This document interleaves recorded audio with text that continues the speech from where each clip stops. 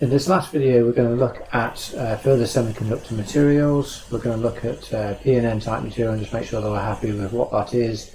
We're going to then look at a diode, a PN junction, and then we're going to finally look at a MOSFET construction.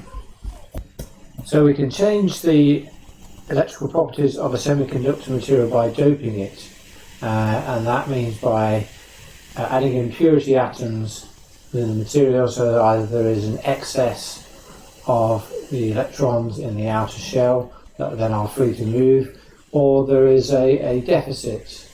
of electrons which we then call holes in the outer shell, and then these electrons and holes allow us to have a charge. So if we put our P and N type material together, we end up with a junction,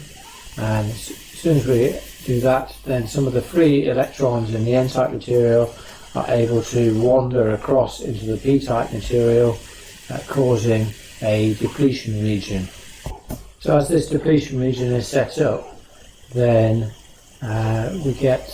a potential difference that exists across the depletion region, which then means that no more electrons can pass over, and that's where we get the 0.7 of a volt. So if we take one of the easiest examples, if we then put our PN junction, our diode, into reverse bias, effectively what we do is make the depletion region bigger, because all of the holes are attracted towards a negative source, and all of the electrons will be attracted towards a positive source. So let's just quickly draw that picture. So here we have the PN junction in reverse bias. We can see that as we've got a negative charge on here, all of our holes, positive,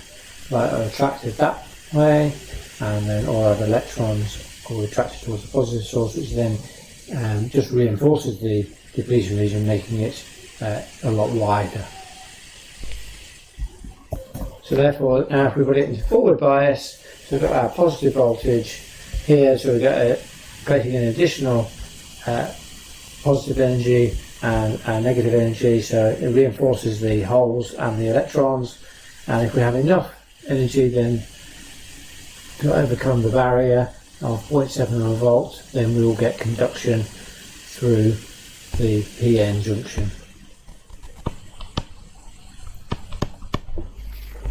So if we just finally finish off and look at the MOSFET construction, so pay attention to, we've got our N-type material, and we've got some our P-type material, and then we've got our depletion layer exists between the two, as we've had the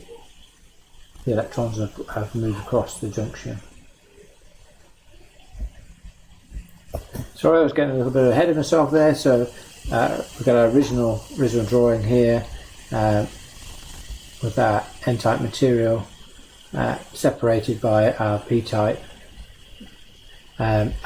then on the drawing that I originally had there, so as soon as we apply a positive gate voltage, that positive gate voltage then allows us to set up an N-type channel between the two. So we can see that a little bit better in this next diagram, that as soon as we start to apply a positive voltage to the gate, so that therefore then attracts, the electrons are attracted towards it, and the more and more voltage that we apply to the gate, it then sets up a channel between the drain and the source, and the P-type material here just adds to reinforce that, because then it's an additional material. And finally finishing off then with what we said all along, that when the voltage gate source is less than the threshold voltage, then MOSFET's got high resistance because there's no channel, and as soon as we get above that threshold voltage, then a channel exists for current to flow from drain to source.